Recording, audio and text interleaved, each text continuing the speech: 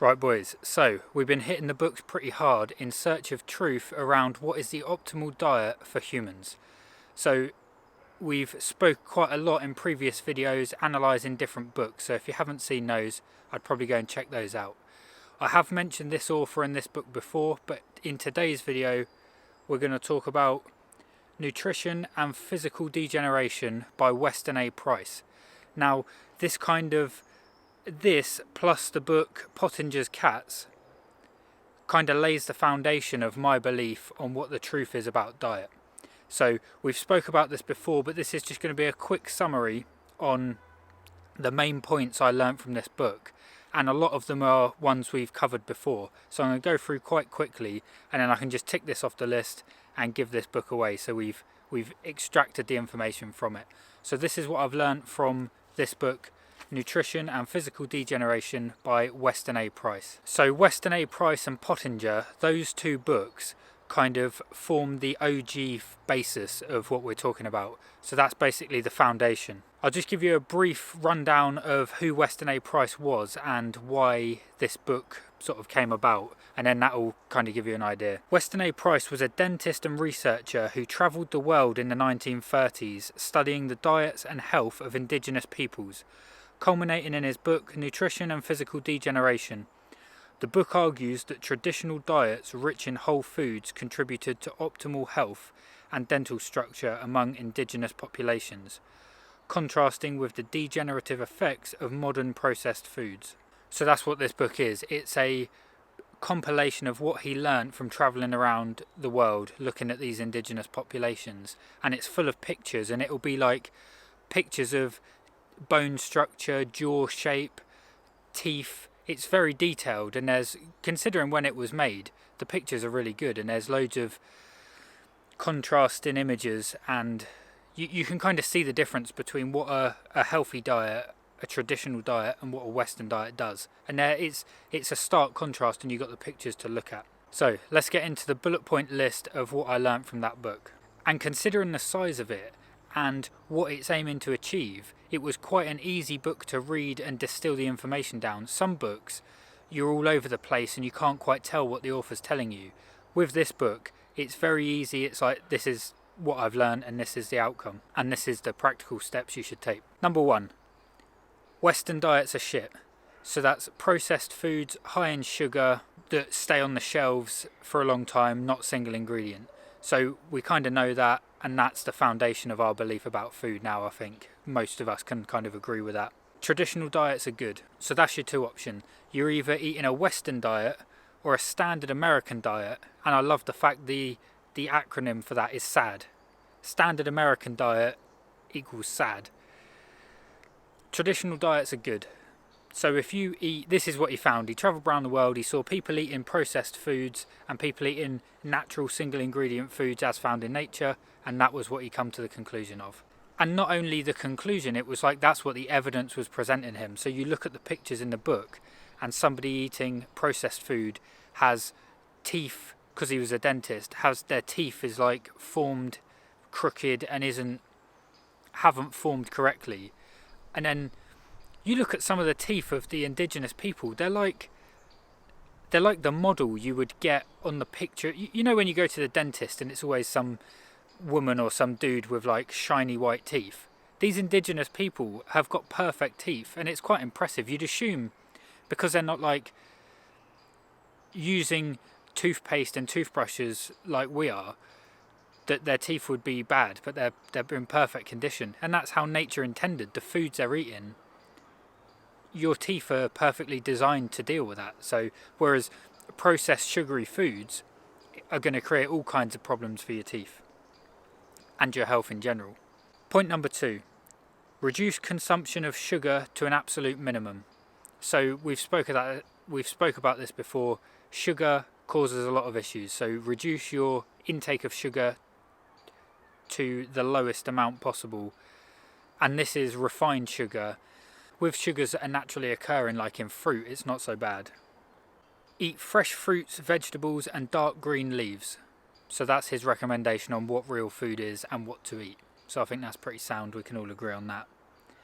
Eat organic where possible. So again, we've spoke about this before, that comes down to how the quality of the food, how it's produced. So the animals you're eating, the quality is determined by how that animal is treated. What's their diet like, what are their living conditions like, and that's going to affect the nutrition that you get from eating it.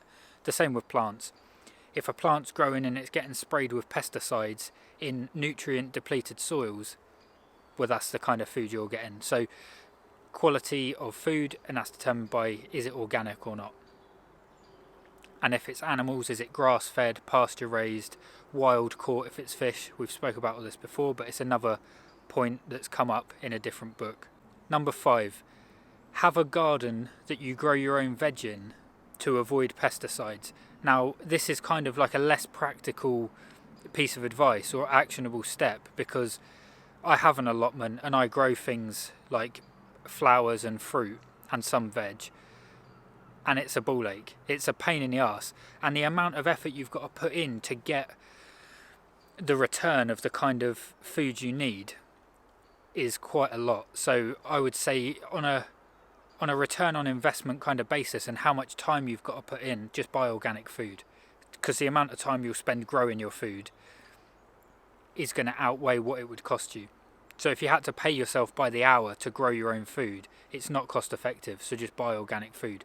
But there's a different benefit to growing your own food, and that is knowing what's involved.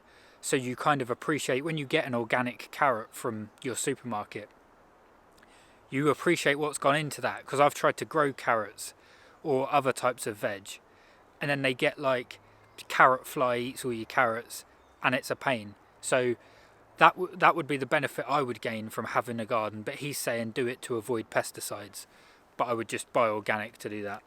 Point number 6, frozen is good, but fresh is best. So this has come up before, and the best way to store nutrition over time, 1 is don't just have it fresh, 2 is freezing it, and then after that you get into tinned foods and like jars, glass jars. But the best ways are going to be fresh and frozen, and that's what he's saying. Point number 7, 60% or more of your diet should come from raw, unprocessed, uncooked foods. Now this is something I'm going to try and implement, because I haven't really tracked this. I haven't looked to see what percentage of my diet is coming from raw food, but I don't think it's 60%. So that's his recommendation. 60% plus of your diet should be coming from raw, uncooked, unprocessed foods. Point number 8. This was a diet that was successful for the Masai tribe, and it was meat, milk and blood was a successful traditional diet for the Masai. So I just found that interesting. Meat, milk and blood is not advocated on like the food pyramid. You know, the government isn't putting out a statement saying we've found that this is a successful diet that creates good health, meat, milk and blood. I've never heard that.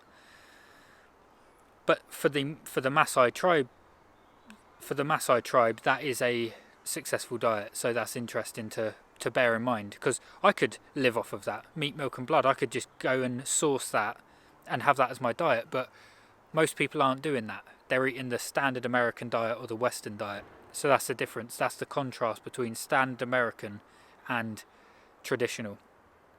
And the traditional successful. The pictures of the Masai tribe, the men and women were fit and healthy, their dental health was perfect, their teeth were great, so that's the difference. Point number 9. I think we can all agree on this one. Sweets and pastries are bad. Now, everything in moderation is fine and you've got to live a little, but that's the outcome. Sweets and pastries equal cavities in your teeth and metabolic diseases. Point number 10. Soil depletion is bad. So we've spoke about organic produce and the opposite of that, so commercial farming that isn't organic, depletes the soil because they use pesticides, herbicides, and even the fertilizers they use is damaging to the soil. And if you go deep on fertilizers and commercial farming, you'll find there was like, it was a long time ago that I looked into this, but there was patents for like I'm going to get this wrong, but check it out because it's pretty deep.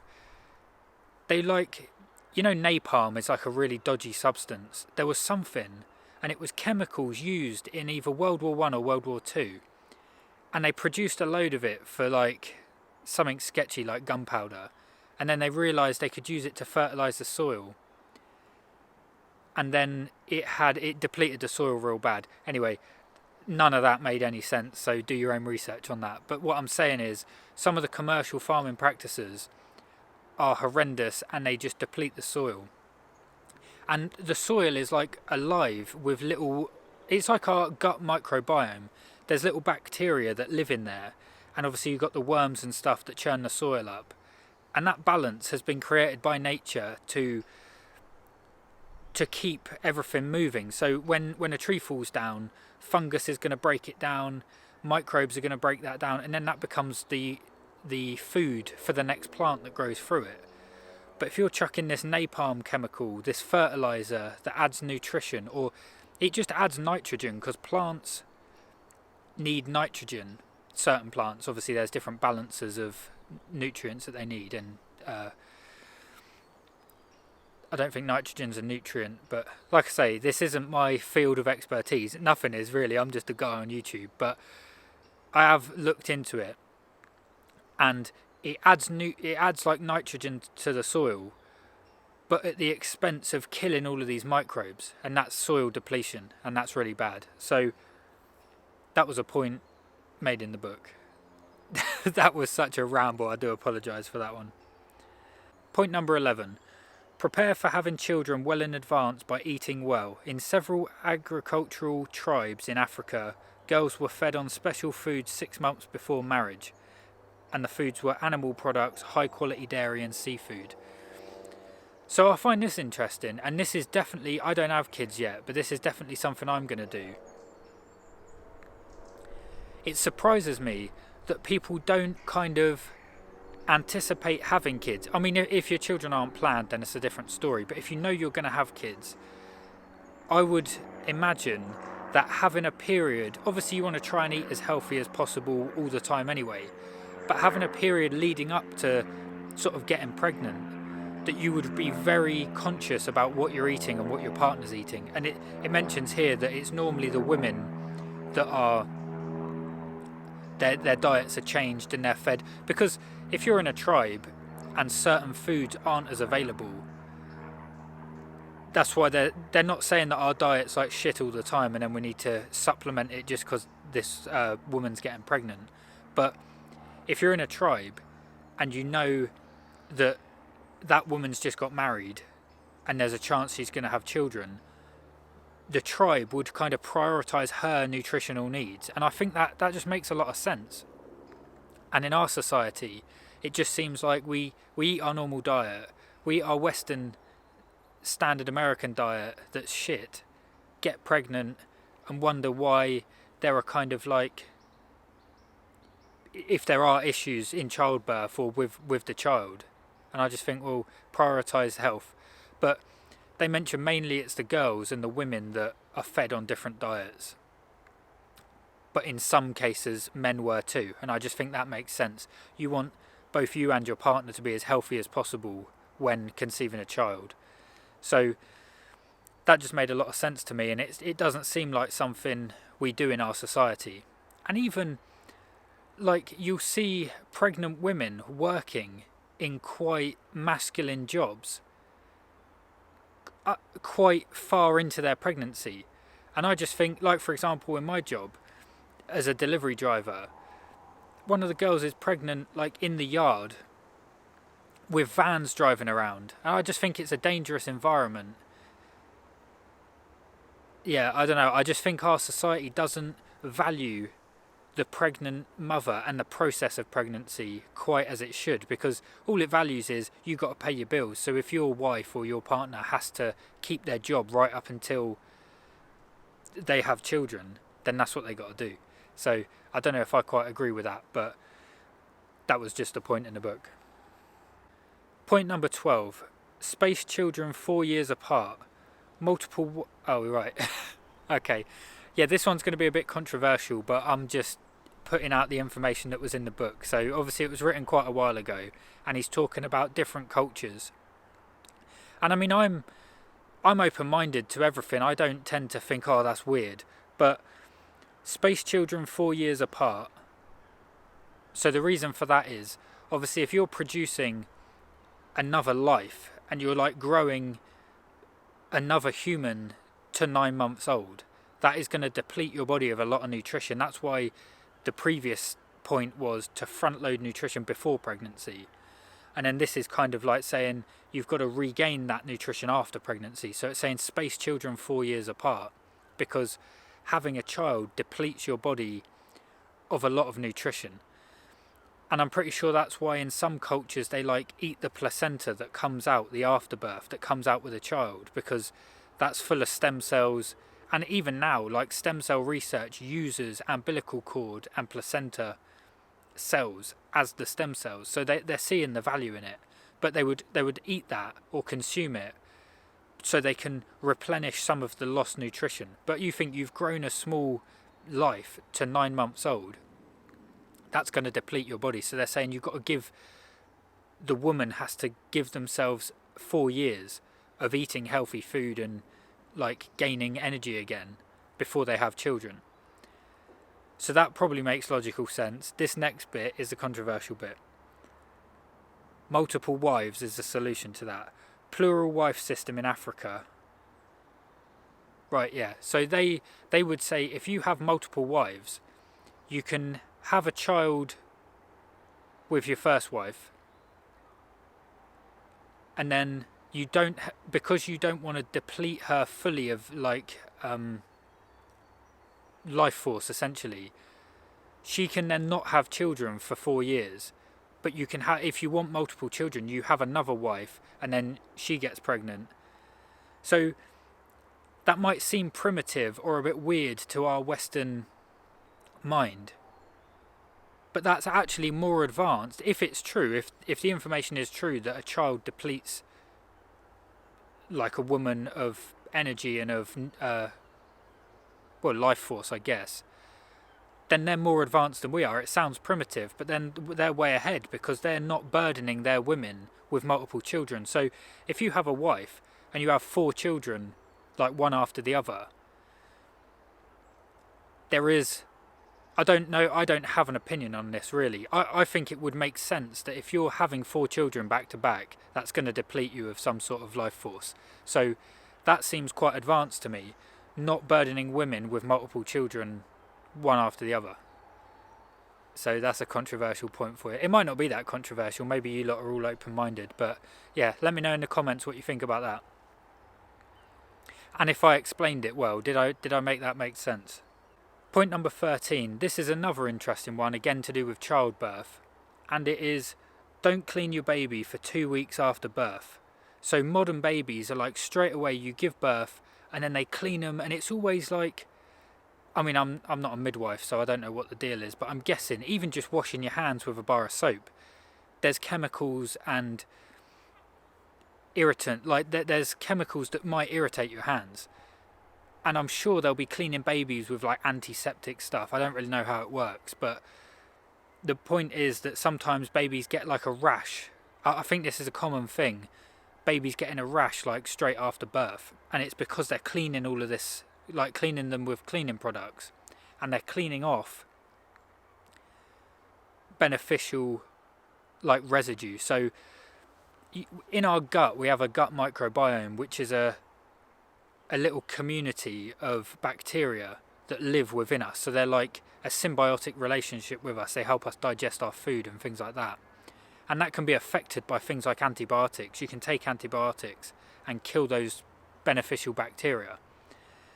And when you give birth, this, I don't know why I like where this came from or why I know this, but when you give birth, the act of traveling through like a natural birth, as the baby is like passed through the vagina, beneficial bacteria are like, the baby's covered in this beneficial bacteria which forms part of its gut microbiome. And there's a thing called a holobiome, which is it's the total bacteria that is surrounding us. So the gut microbiome's in your gut, and the holobiome is like when you breathe out, there'll be bacteria in your breath, and that's part of you.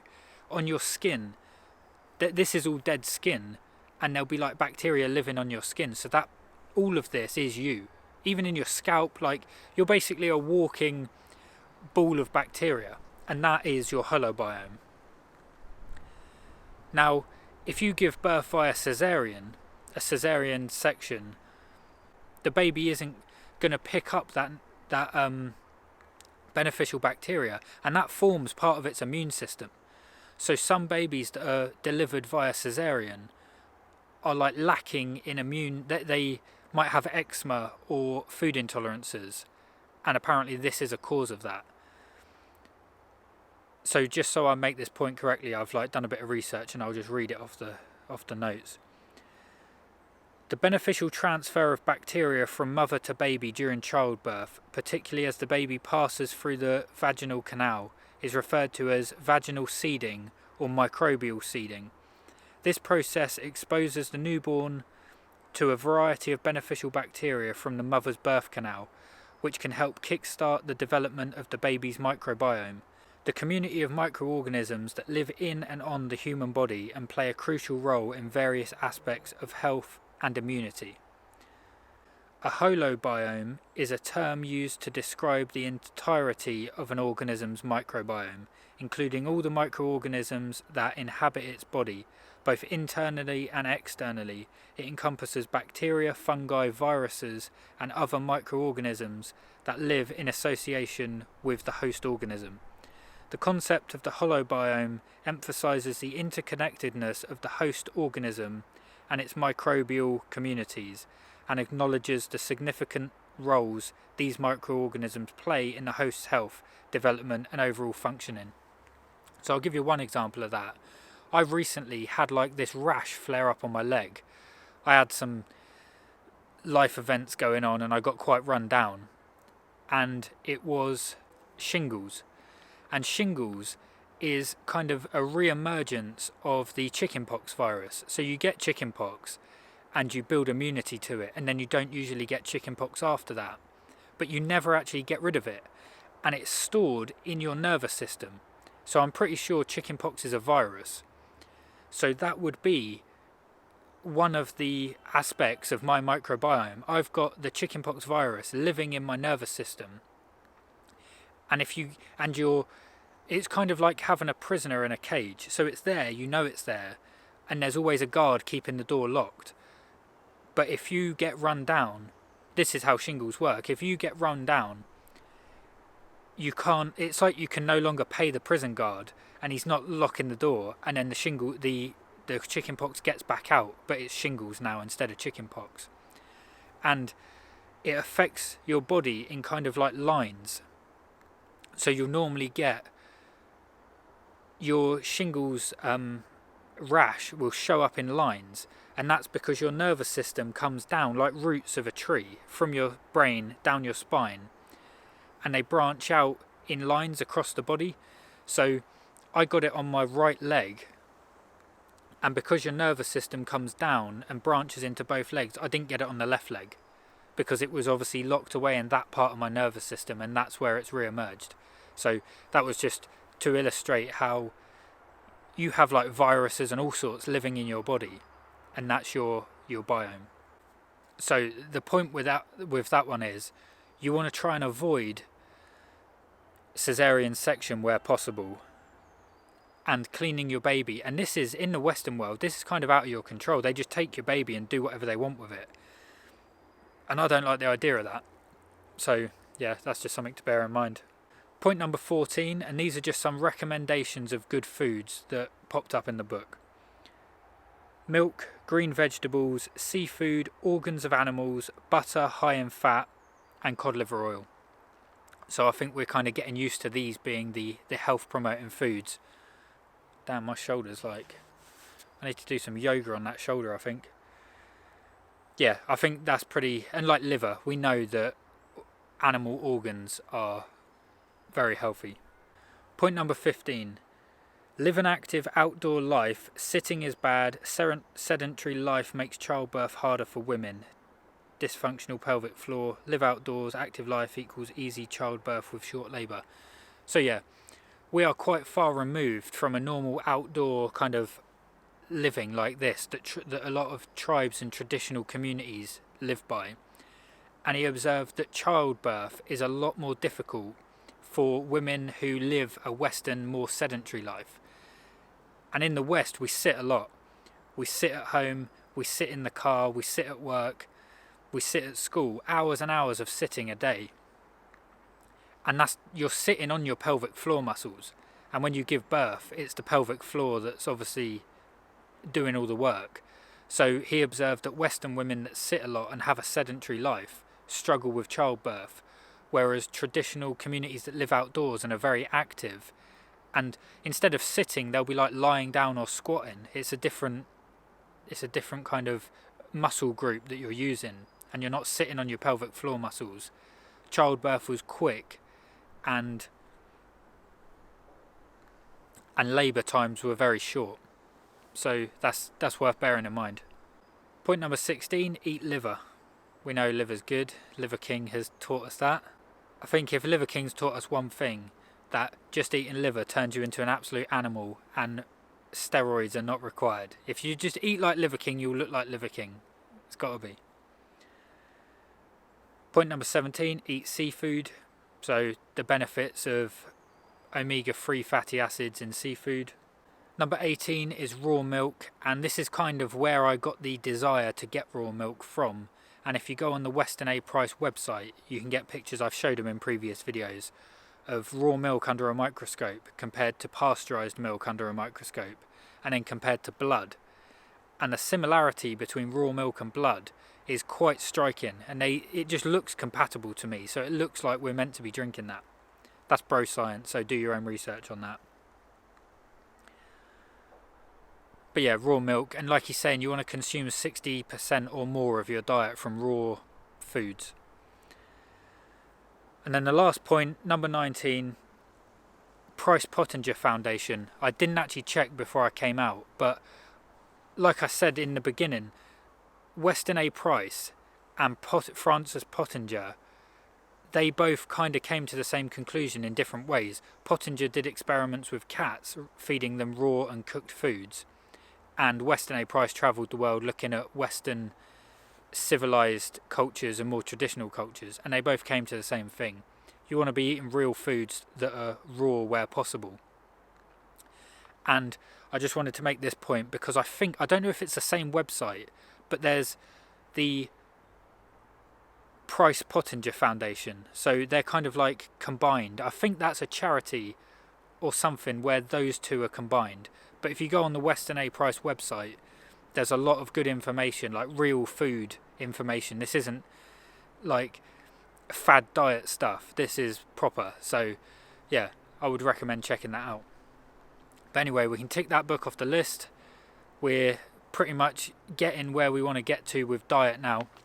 And moving forward, like I say, we're just going to keep... I'm going to finish these books. I've got a list of books. I'm going to finish them off and then I can give them away. And it's helping me to retain the information and really embody it so that I know... Because I read the books in quite a short space of time, and having to reread them and take notes has been very beneficial to me. And I'm hoping it's helpful for you guys. So I'm going to do some videos where I'm just like talking, and then others are going to be book summaries. And then we'll get the books ticked off. And then we'll move on to more belief, wealth and relationship stuff. But rereading these books is absolutely melting my brain. So some of them, that was quite a nice one.